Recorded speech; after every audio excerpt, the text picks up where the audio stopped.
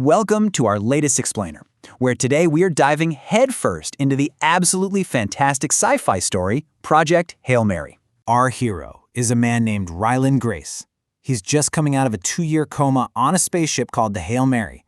And, the ship's computer is talking to him, which is a relief. For about a second, he pretty quickly figures out his 2 crewmates are dead. He is completely, utterly alone.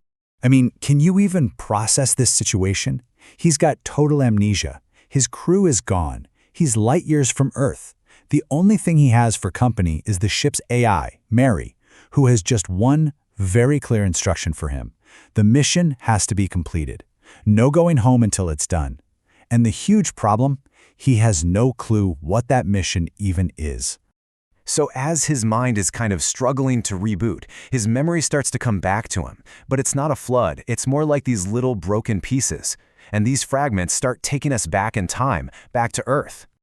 And this is where we get a major twist about his past. It turns out, before all this astronaut business, Grace remembers being a junior high science teacher, just a regular guy who was really passionate about teaching biology to kids. He remembers a specific classroom discussion about this huge global crisis. Turns out, a weird alien microbe they nicknamed astrophage had been found. It was traveling along these invisible lines from Venus to the Sun and was literally eating our star's energy. Scientists figured that in just 30 years, Earth would be headed for a new ice age. We're talking an extinction-level event. So you have to be asking, how in the world does a science teacher end up on the most important mission in human history? Well, he gets pulled in by this incredibly tough woman, Eva Stratt, who's running the whole task force. And get this, an old scientific paper Grace wrote, a theory about life being able to exist without water that got him basically laughed out of his field, is now the single most important document on the planet. Okay, so let's jump back to the present. Deep in space, Grace's crushing loneliness is suddenly shattered by something that should be totally impossible.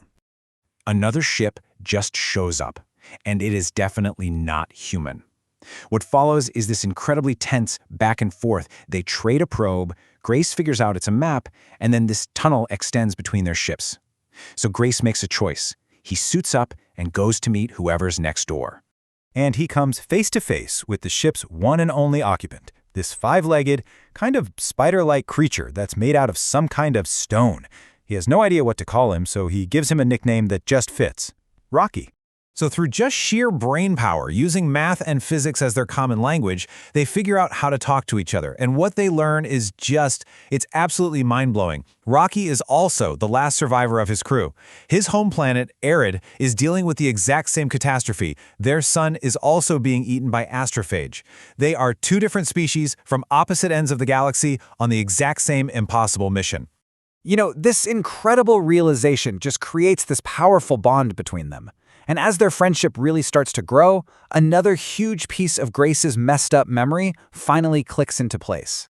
He remembers the last few days on Earth, the panic, the desperation. He remembers exactly how the Hail Mary mission was cobbled together as a last-ditch effort. And this is where we learn the brutal truth of Project Hail Mary. Let that number sink in for a second. 0% chance of return. It was never, ever meant to be a round trip. There was only enough fuel to get them to their destination. It was a suicide mission from the very beginning. So the whole plan was to get to Tau Ceti, figure out why it was safe, and just send tiny probes back with the answer. But then, just days before launch, there was a horrible explosion, and the original, trained astronauts were killed. With no time and no other options, Eva Stratt made a pretty ruthless call. Grace, the scientist who knew the mission better than anyone, was drugged and forced onto the ship against his will. His amnesia, it wasn't some accident of space travel. It was a side effect. Back in the present, remembering all this, it's devastating, but it also gives Grace this sense of resolve. He and his new friend, Rocky, they're in this together. They pilot the Hail Mary toward the Tau Ceti system, the one place that holds the key to saving both their worlds. Okay, so their target is this planet with insane gravity. Grace has to do this incredibly dangerous spacewalk to grab some samples of a local life form. He gets them, but then an engine explodes, damaging the ship and knocking him out cold. He's dying, and Rocky does something amazing. He risks his own life by coming into the ship's oxygen-filled air, which is poison to him, to save his friend.